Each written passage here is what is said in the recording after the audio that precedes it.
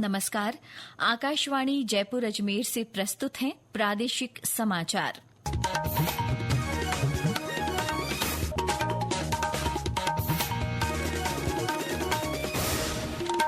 समाचारों के साथ मैं माधुरी वशिष्ठ।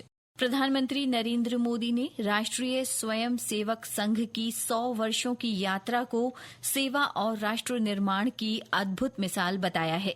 श्री मोदी ने कहा कि व्यक्ति निर्माण से राष्ट्र निर्माण ही आरएसएस का लक्ष्य है।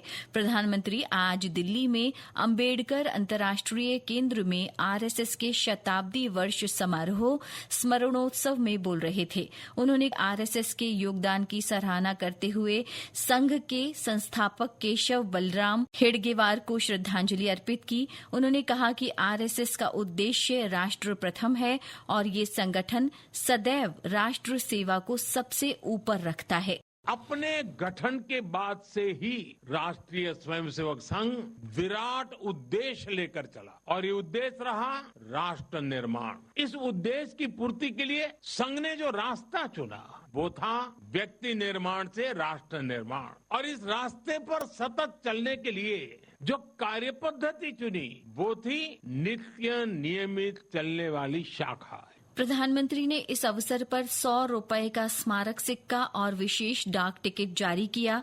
संघ के कार्यवाह दत्तात्रेय होसबाले ने कहा कि संघ देश सेवा के लिए समाज के सभी वर्गों तक पहुंचने का विशेष प्रयास करेगा। सभी के समन्वित प्रयासों से ही राष्ट्र यात्रा का अगला चरण समग्र विकास की ओर बढ़ेगा। केंद्रीय संस्कृति और पर्यटन मंत्री गजेंद्र सिंह शेखावत ने कहा कि संघ ने अनुशासन और एकता के साथ हमेशा समाज को जोड़ने का काम किया है। समर्पित सेवा से ही ये आज दुनिया का सबसे बड़ा सांस्कृतिक सामाजिक संगठन बन गया है।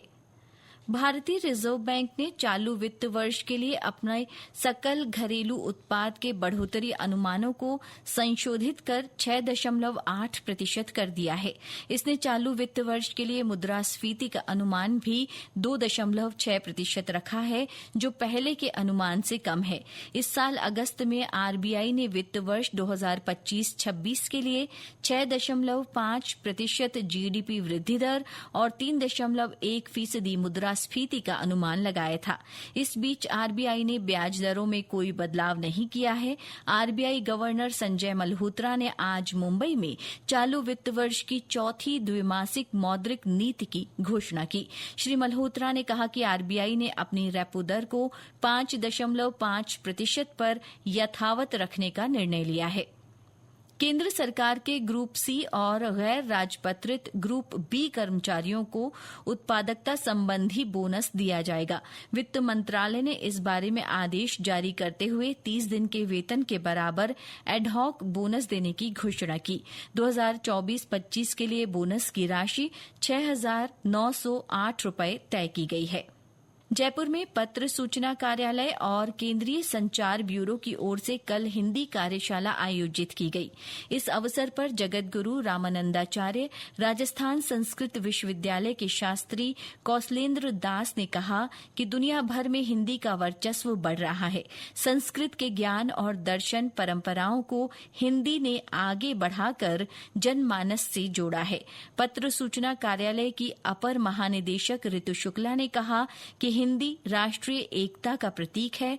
सोशल मीडिया, फिल्मों और पत्रकारिता से हिंदी भाषा का वैश्विक प्रभाव सशक्त हुआ है। राज्य में बीते 24 घंटों में कई स्थानों पर हल्की से मध्यम और कहीं कहीं भारी बारिश दर्ज की गई। मौसम विभाग के अनुसार सबसे ज्यादा 12 सेंटीमीटर बारिश जयपुर के विराटनगर में हुई। वहीं धौलपुर के सरमथुरा में 11, सवाईमाधोपुर के बौली में 10 सेंटीमीटर पानी बरसा। करौली, दौसा, अजमेर, धौलपुर, टोंक, नागौर, झुंझुनू और जैसलमेर सहित कई अन्य जगह अच्छी बरसात हुई। मौसम विभाग ने कई स्थानों पर बारिश का सिलसिला 4 अक्टूबर तक बना रहने के आसार जताए हैं। दुर्गा नवमी का पर्व आज परंपरागत श्रद्धा भाव के साथ मनाया जा रहा है। इसे महानवमी भी कहा जाता है। इस दिन देवी दुर्गा के सिद्धिदात्री रूप की पूजा की जा रही है। कई स्थानों पर आज के दिन कन्या पूजन अनुष्ठान भी किया जाता है। इसके साथ ही प्रादेशिक समाचार बुलेटिन समाप्त हुआ। हमारा अगला बुलेटिन शाम 6:30 बजे प्रसारित होगा। नमस्कार।